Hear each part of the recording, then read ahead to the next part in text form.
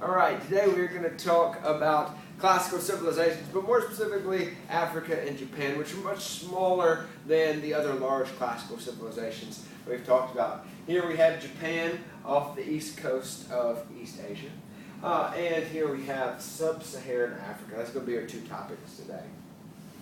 So in Africa, in sub-Saharan Africa, we have the Bantu population, or the tribe that is spreading out throughout sub-Saharan Africa. They are initially hunting and gatherers, but they later adopt pastoralism and agriculture as they spread.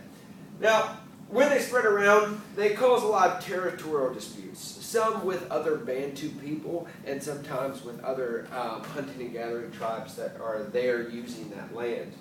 But one of the things that they do is that, I just said they do. They spread a common culture.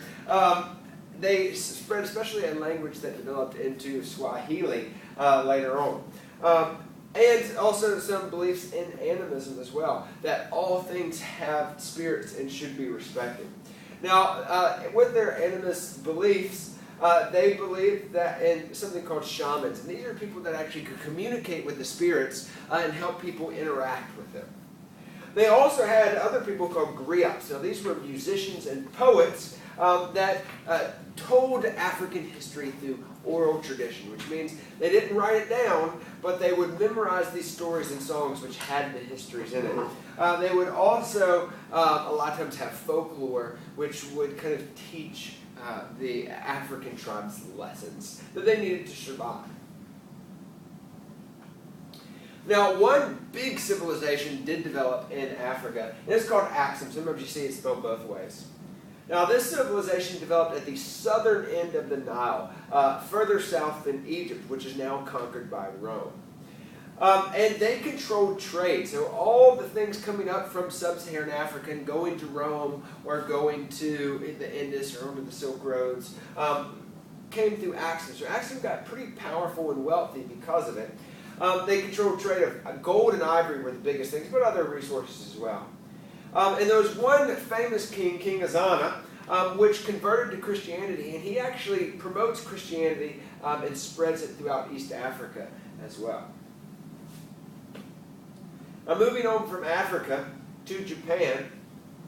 Japan started out being ruled by a bunch of local noble clans that had small territories all throughout the islands of Japan.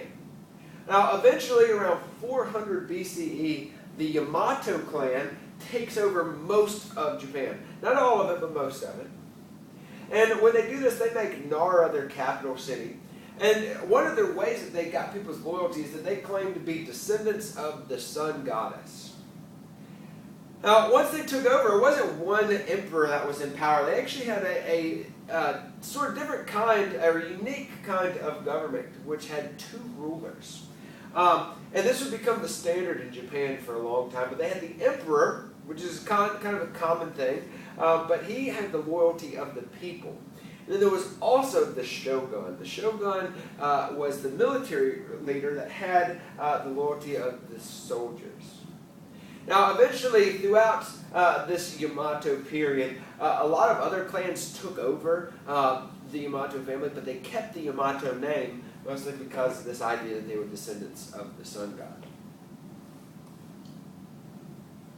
Now, in Japan, they followed a religion called Shintoism. Now, this is a polytheistic religion which worships many gods, and all these gods are have specific territories all throughout Japan. And the emperor was also worshipped as a god, and that's one of the reasons he has the loyalty of the people. Shintos believe in the world of spirits called kami, and that people can learn through interacting with this kami. They can learn from it. They also practiced ancestor worship as well. So that is Japan and Africa in classical civilizations.